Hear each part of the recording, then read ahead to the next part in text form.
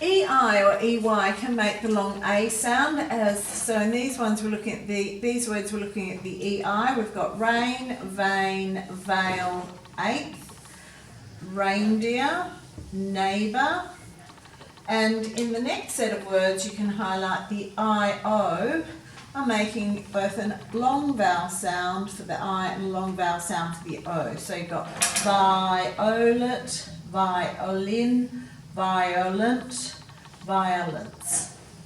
Now let's go back and have a look at what each of these words mean. So a rein is a strap used to guide a horse, so you control a horse by restraining them. Now we usually say reins because they always come in a pair. You have one for either side of the horse's mouth and head. A vein are the tubes that carry blood back to the heart, and it can also mean a fracture in a rock. A veil means to hide, so it could be also a piece of material worn by women to conceal their face. And if you hear the saying lift the veil, it means to tell a secret. Eighth could be the ordinal number or representation, eighth, and it could also be represented as a fraction by 1 over an 8. A reindeer is a type of deer which has large branching antlers. It's usually domesticated. It could pull sledges, and sometimes they supply milk, flesh and hide to the farmer.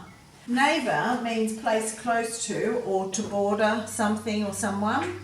And there's a saying which says, good fences build good neighbours, which means clearly defined boundaries prevent conflict, basically. A violet is a purple, blue or white flower with 5 petals. And if you hear the saying a shrinking violet, it means someone's very shy. A violin is a stringed musical instrument played with a horsehair bow. Violent means vicious and aggressive, and violence is behaviour involving physical force intended to hurt or kill someone or something. In the first set of words here, we've got the EI or the EIGH making the long A sound, and in the next set of words, we've got the IO making the long I and long O sound.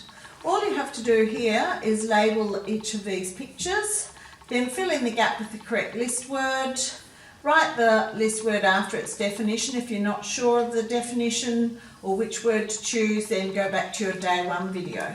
Now, homophones are words that sound the same but are spelt differently and mean different things. So we've got rain, rain, vein, vein. So you need to fill in the sentences with the correct word.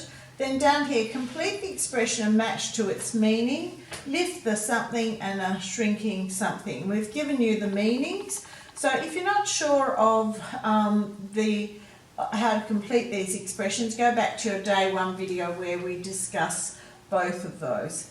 Complete the proverb and explain its meaning. Once again, we discuss this in the day 1 video.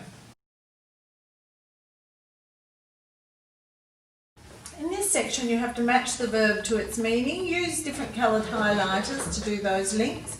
Then fill in the gap with one of the verbs above in the correct tense, so you may have to change the ending on the words. Write the plural form and use 2 in a sentence, so we've given you 4 or 5 to do. And next to rain it says, note, this is usually used in its plural form as they're typically used in pairs, one for either side of the mouth and head of the horse. Make the new words, then use it in a sentence, so we've got violently and neighbourly, so they're going to be used as adverbs in a sentence. Now write a sentence with each meaning of eighth. So you've got eighth meaning its ordinal representation, eighth in line, and 1/8 as a fraction. So you can write a meaningful sentence with each of those show the difference in meaning. Complete the proverb and give its meaning. So something begets something. We've got the same word here as here, and we want you to explain the meaning of that proverb as well.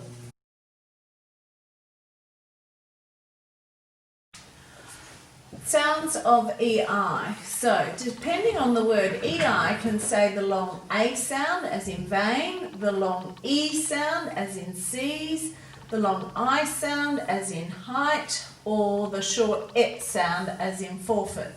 So, sort the words below according to the EI sound it is making.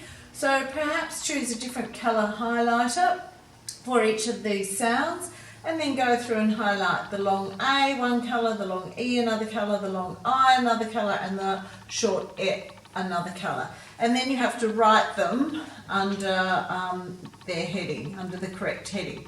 Now down here we've got a review. I before E except after C if the sound is long E. So that's very important that you remember that.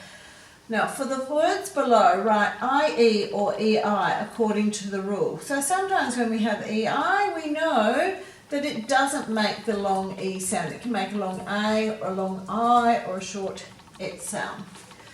Now, then in the next section it says, for each of these vocabulary words, write what sound the EI makes. It could be making a long A, a long E, a long I, or a short E sound. So you've got the words here, you have to put the sound it's making here, and then you have to define what the word means here. And then we want you to choose one to use in a sentence.